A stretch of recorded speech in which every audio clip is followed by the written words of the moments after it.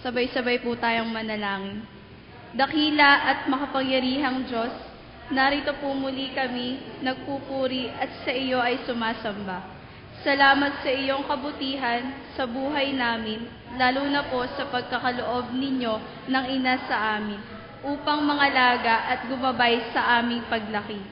Nawa po ang iyong banal na diwa ang siyang manguna upang maging makabuluhan at kalugod-lugod sa inyo ang pagsambang gagawin namin sa umagang ito. Sa dakilang pangalan ni Jesus, aming mananakop at tagapagligtas. Amen.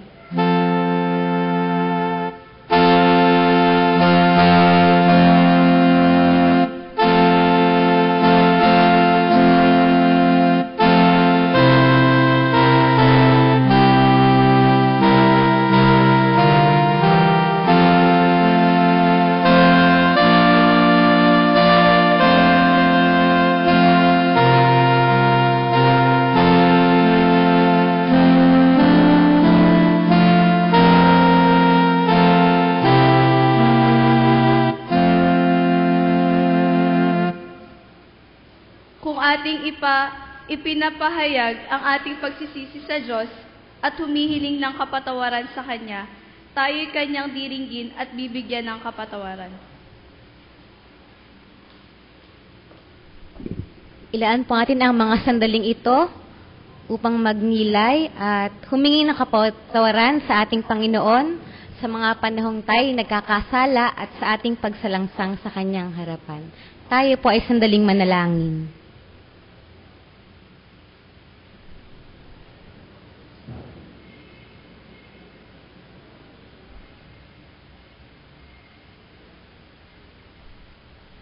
Ito po ang aming dalangin sa pangalan ni Jesus. Amen. Pagkatapos nating ilahad ang ating mga kasalanan, tanggapin po natin ang katiyakan ng kapatawarang nagmumula sa ating Diyos. Ang mga bundok ay maaalis at ang mga burol ay mawawala. Ngunit ang pag-ibig ng ating Diyos ay hindi kukupas. Ang tipan ng kapayapaang ating natamo mula sa Kaniya ay mananatili at ang kapatawaran ay Kanyang igagawad. Sa diwa pong ito, tayo po ay magstayo at iabot po natin ang kapayapaan nagmula sa ating Panginoon. Pagbatian.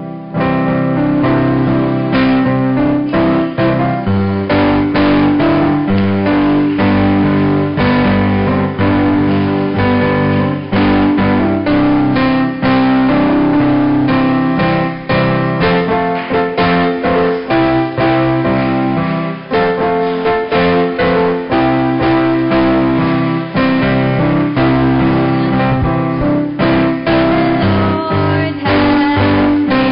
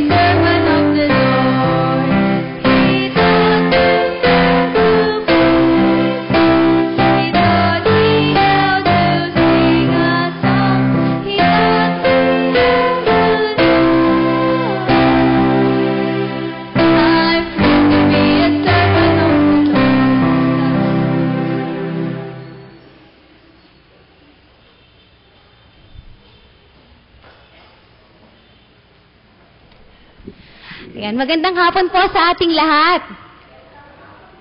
Ayan. Kung gaano po kaninang umaga po ay talagang umaawas po sa pagdiriwang ating Mother's Day. Ngayon pa man po, kahit tayo ay medyo kakaunti, ay patuloy po rin po ang nararanasan ang pagkilos ng ating Panginoon. Di po ba? Lalo na po ngayon ay Mother's Day. So, kung meron po tayong mga katabi, mga nasa harapan, nasa likuran na mga ina, pakibati po ng Happy Mother's Day. Ayan, Happy Mother's Day po sa ating lahat. Gayun din po, binabati din po natin ng maligayang kaarawan ang mga kapatid natin na nagdiwang at magdiriwang ng kanilang kaarawan sa linggong ito. Nung May 9 po ay kapatid Mara Parentela at Gloria Lee Rojas. Ngayon pong araw na ito ay si kapatid Cassie Abragon. Bukas po, May 12, si kapatid Sharon Liego. 13 po, si kapatid Reginald Balmeo, Cherry Nicodemus, Ruel Lumbre at Mark Jerome Bautista. Sa May 14, si kapatid Aaron Michael Padillo, Edna Lee Bardelosa, at si kapatid Gemma Morillo. Nandito po sa ating kapatid na Gemma. Advance happy birthday po. Sa 15 po ang kapatid na Ramses Rastrullo at Harold Adormeo. Sa 16, ang kapatid Joan Guevara, Rosette and Rosel Reynoso, at Cheryl Tadjosa. Sa May 17 po si kapatid Rowena Adormeo at Robel Beltran. Sa May 18 po, ang kapatid Jonathan Milo Pandes at Jocelyn Salazar. Ayan, meron po tayong kapatid na nandito na nagdiriwang na kaarawan o magdiriwang na hindi po nakasulat sa ating bulletin. Sige po. Gawin pa man po, atin po silang awitan ng maligayang bati.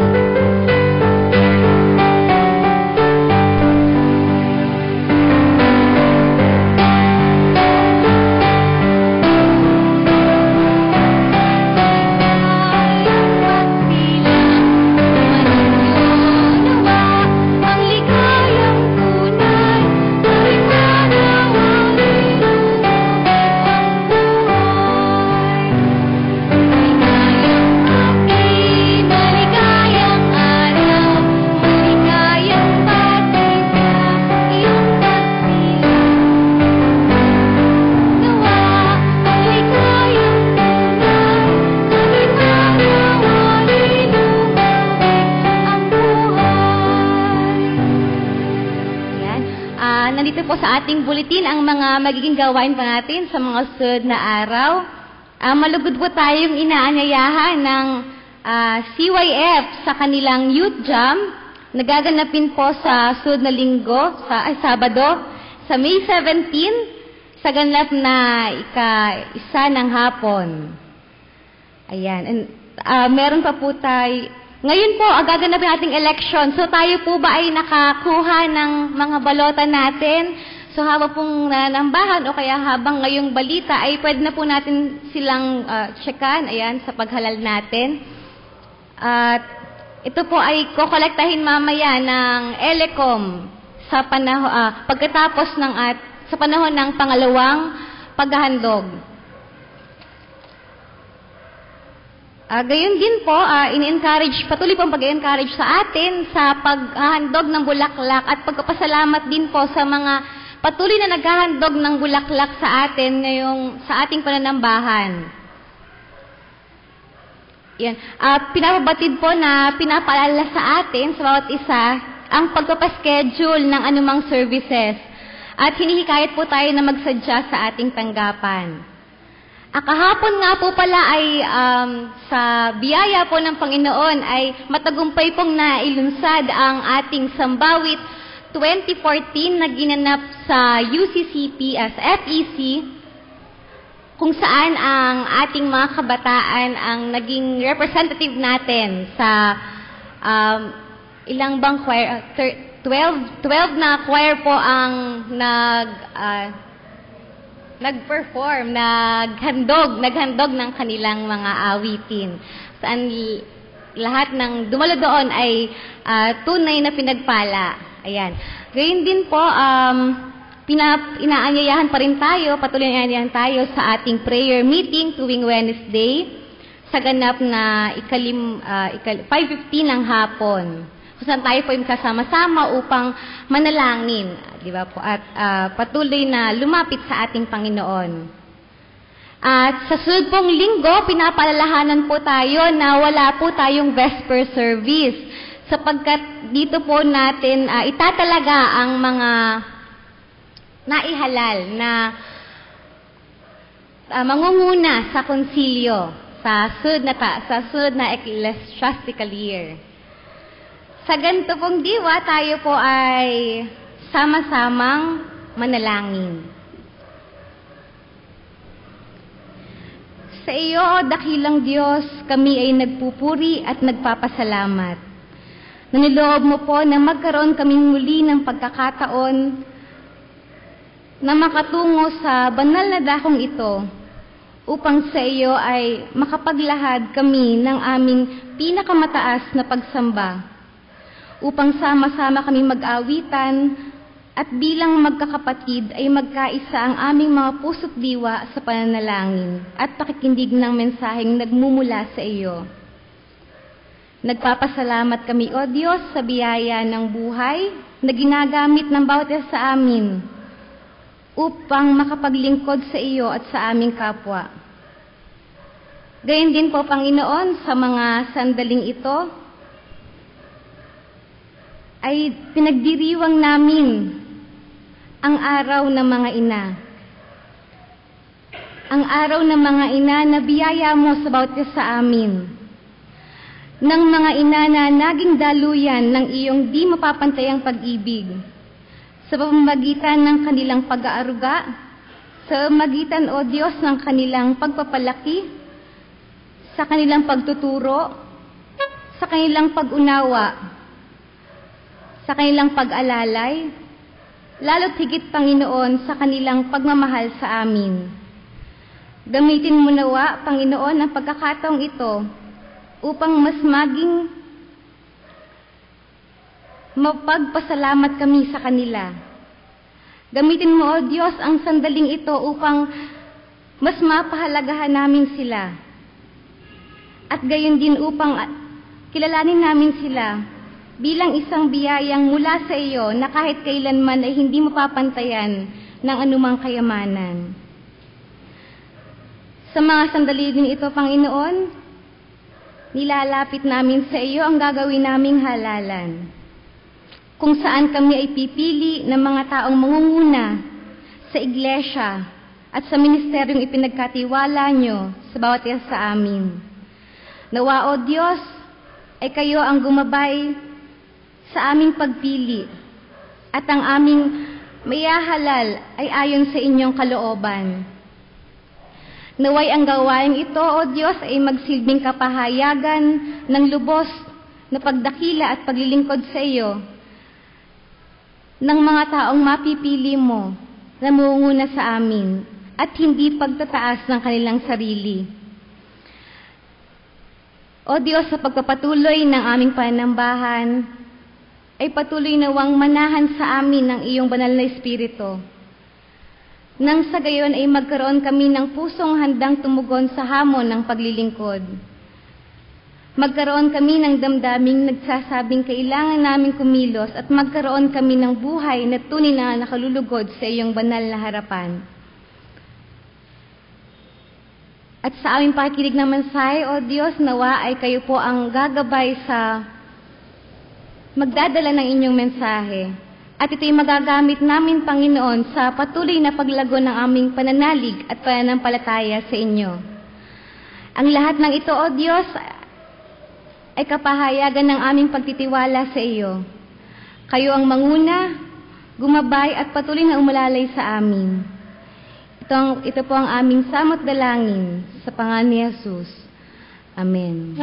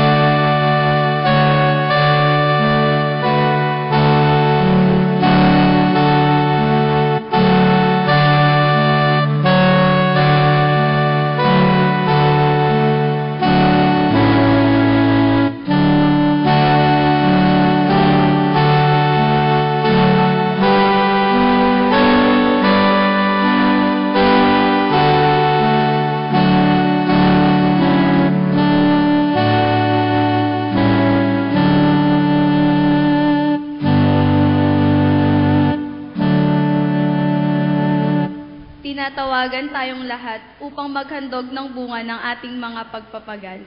Ihandog din naman natin ang ating mga sarili bilang pasasalamat sa buhay at biyayang ipinagkaloob sa atin.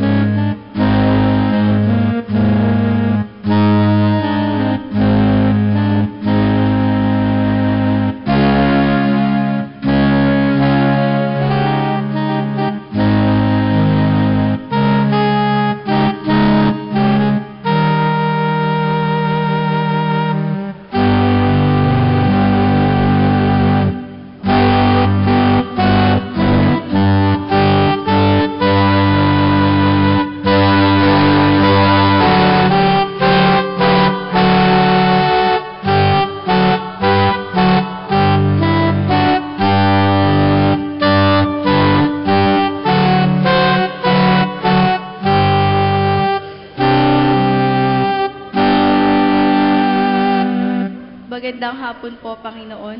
Buong puso po namin ibinabalik sa inyo ang ilang bahagi ng aming natanggap na pagpapala mula sa inyo. Nawa po ay magamit po namin ito sa mabuti at sa pagpapalaganap ng inyong ministeryo dito sa lupa. Amen.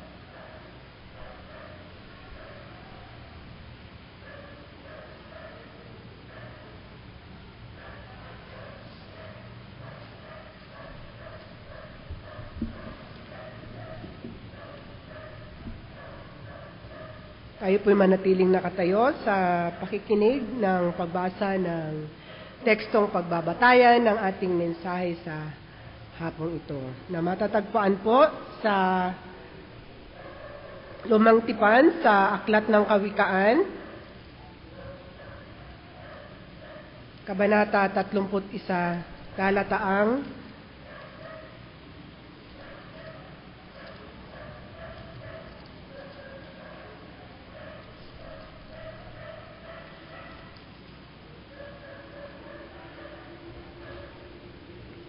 28 hanggang 31.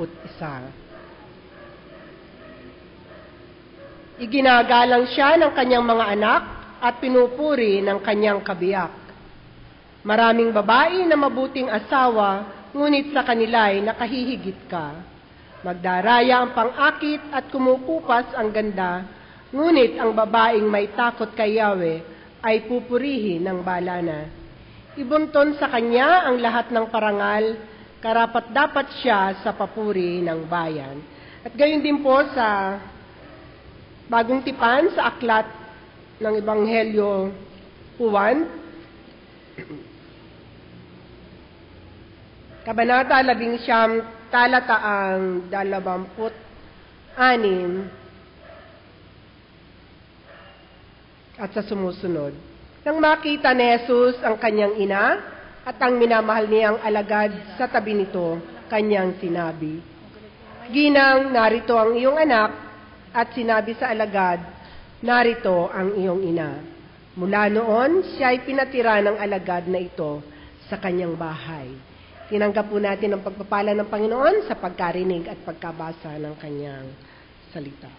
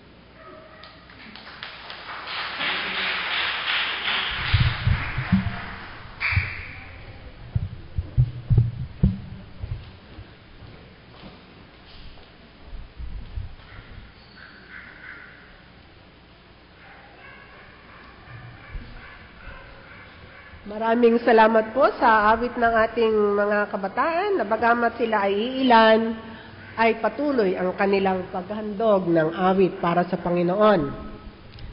Magandang hapon po sa ating lahat. At binabati ko po ang mga nanay na naririto ngayon. Happy Mother's Day po sa ating lahat. Ayan. Pakibati nyo naman ang inyong katabing mga mother. Ayan. Tayo po ay sumandaling manalangin. Panginoon, sa mga oras na ito ay patuloy namin inilalapit ang bawat isa sa amin na inyong buksan ang aming puso at isip upang maunawaan namin ang mensaheng nais mo na aming makamtan sa araw na ito. Sa pangalan ni Jesus, ito po ang aming dalangin. Amen. Napansin po siguro ninyo na ang ating teksto ay kinuha sa, yung pong sa kawikaan ay sa isang mabuting may bahay. Bilang po ang ating nanay, bagamat may ilan tayong nanay, na sila ay naging nanay kahit hindi sila nagluwal ng bata, subalit dahil sila ay nag-aruga ng kanilang pamangkin, ng kanilang mga apo, o anak ng kanilang kaibigan, ay sila man po ay nanay din. At yung po ikalawang teksto ay ito po ang tekstong ginamit kaninang umaga ni CM. Hango sa isang, ito po ay pangmahal na araw, di po ba? Hango sa isa sa mga 7 wika. Ang pagtatagubili ni Jesus sa kanyang ina, sa kanyang isang alagad na si Juan. At ito po ang isang katotohanan na bagamat ang ating Panginoon ay nasa huling yugto ng kanyang pagiging tao, ay hindi niya kinalimutan ang kanyang ina. No? At ito po ang ating bibigyan ng diin sa araw na ito bilang linggo ng ating pagpapahalaga at pag-aalaala sa ating mga ina. Kaninang umaga po sa Sunday School, ay ito rin po ang talakayan. Naghanay po sila ng mga katangian ng isang ina. At meron po dun, nais ko lang po siyang unahin sa isa sa mga nabanggit na katangian ng isang ina. Mataray daw po ang isang ina. Sa akin pong pagkaunawa dito, ang inang mataray ay isa lamang disciplinarian. Ano po? Di po ba? At yung po ay sa pagkaunawa ko din ay parang dialect ng Quezon. Pag sinabing mataray, hindi itong masama. Ito lamang ay medyo may kahigpitan ng konti. Sabi nga natin sa English ay medyo disciplinarian. Yan. Although sa ibang lugar naman, yung mataray ay may iba namang kahulugan din. Ang iba pa pong nabanggit na mga katangian ng isang ina, ay alam natin na ang isang ina ay mapagmahal, mapagtiis, mahusay mag-budget. Sabi nga ay financial secretary ng household ang isang nanay.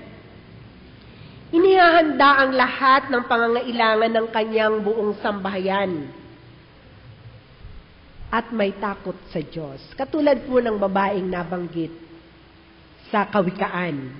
May takot sa Diyos. Ito po ay binanggit din kaninang umaga, God-fearing ang isang mabuting ina. Yan po ang ilan sa mga katangian ng ating mga nanay. Sabi ko nga po, ilan lamang. Sa Biblia ay maraming kababaihan na tinatawag nating great women of the Bible. Sila din po ay alalahanin natin na ang ilan sa kanila ay nagkaroon ng natatanging karanasan bilang ina. Katulad po ni Sarah. Alam natin na ang kanyang anak na si Isaac ay hininging handog ni Yahweh mula kay Abraham. At dahil asawa niya si Sarah, marahil ito ay kanyang sinabi o ipinagbigay alam. Bagamat ito po ay hindi po ito nabanggit sa banal na kasulatan. Ito po ay marahil ay isang pagsubok at ipinakita nila ang kanilang matibay na pananampalatayang may pagsunod. Ang ina ni Moises, siya po ay tanging ina ni Moises lamang. Wala po siyang pangalan. Siya isang sa kanyang dakilang pagmamahal sa kanyang anak, ay mas minabuti niya itong mapunta sa ibang tao upang maging ligtas sa banta ng kamatayan na ipinatutupad sa panahong iyon. Para sa isang ina na kanyang kinusang maiwalay ang kanyang anak, maging ligtas lamang ito sa isang banta. Alam po natin ang kwento ni Moises. Isa po naman ay si Noemi at ang kanyang manugang na si Ruth. Si Ruth na naging isang matapat na manugang sa kanyang biyanan. At isa pa pong magandang, si Ruth po ng panahon yun ay walang naging anak. Subalit, nung siya ay magkaroon ng ikalawang asawa, siya ay nagkaroon ng anak. At dito nagmula si Haring David at si Jesus. Ano po? Alam na alam natin yan.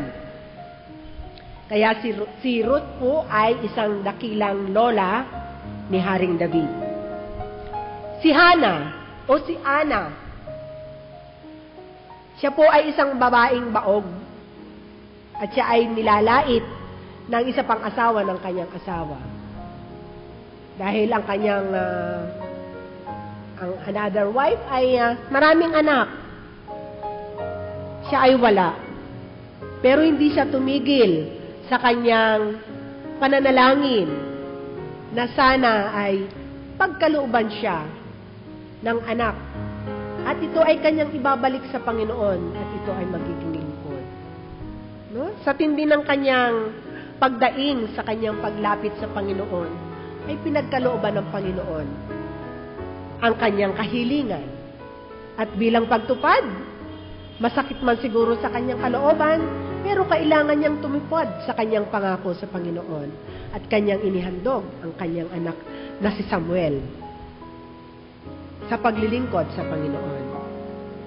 Naalala niyo ba ang ina o ang batang nagbigay ng 5 pirasong tinapay at 2 isda? Noong ang Panginoon ay namumroblema paano niya pakakainin ang napakaraming taong sumusunod at nais makinig ng kanyang mga turo. Hindi ba natin naisip na ang batang ito ay may ina? Siya ang nagbalot ng baon ng kanyang nababaunin ng kanyang anak. Habang ang kanyang anak ay matyagang nakikinig sa mga turo ng Panginoon. Minsan ito ay hindi natin nabibigyan ng pansin sa ating pag-aaral.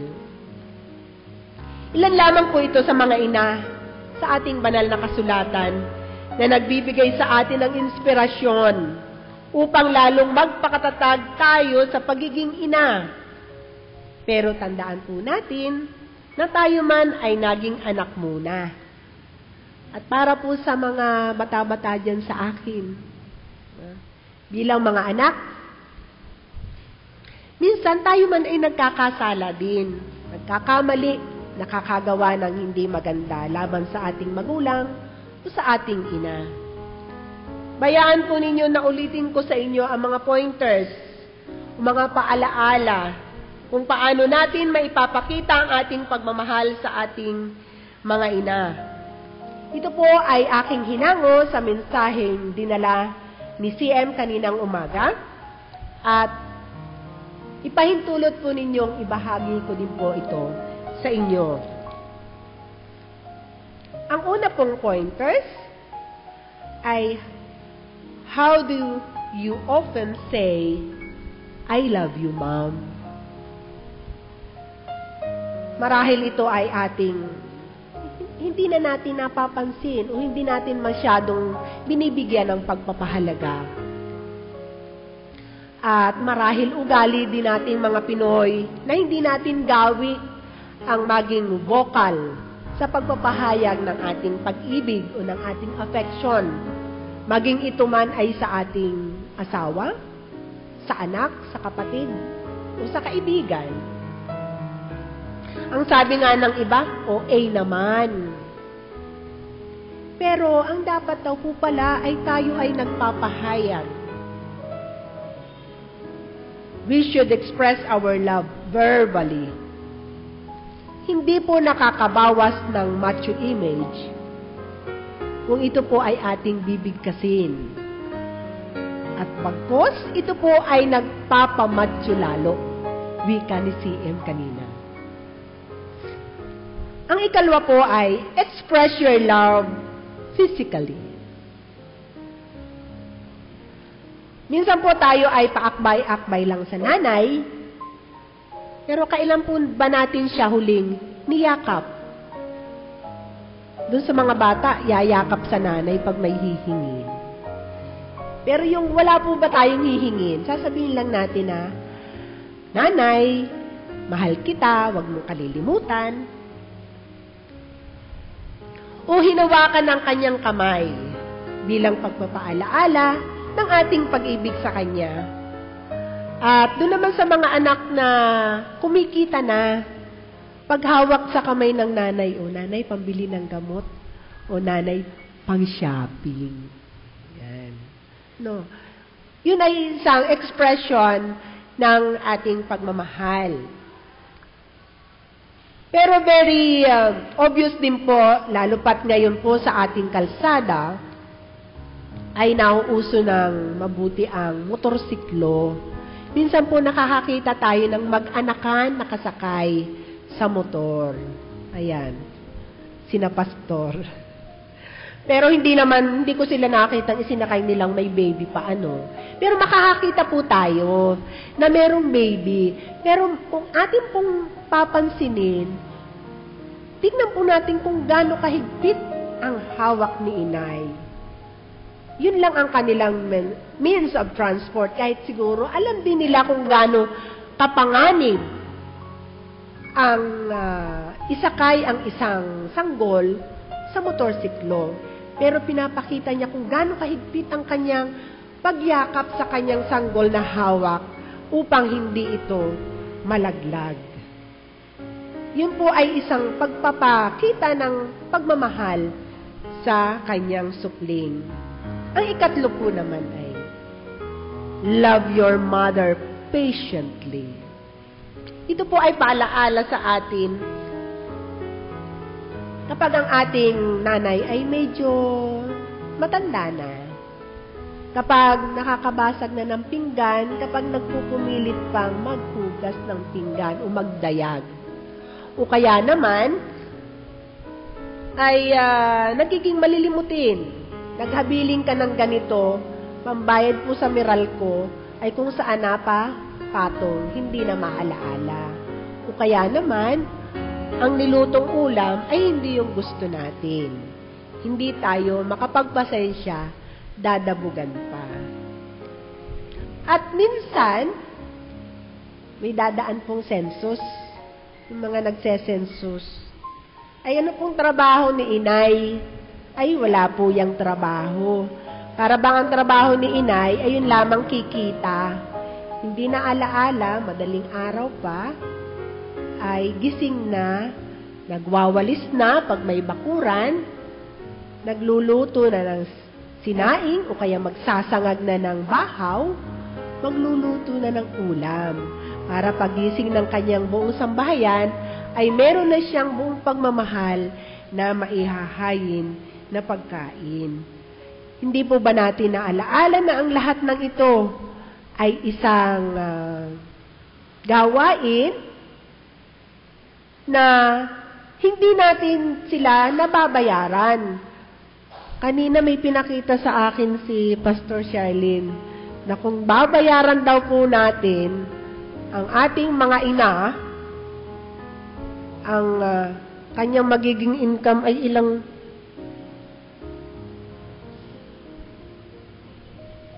19,000 per day. Kaya nyo bang ibayad sa nanay yun? 19,000 per day. So magkano ang dapat natin kitain para mabayaran natin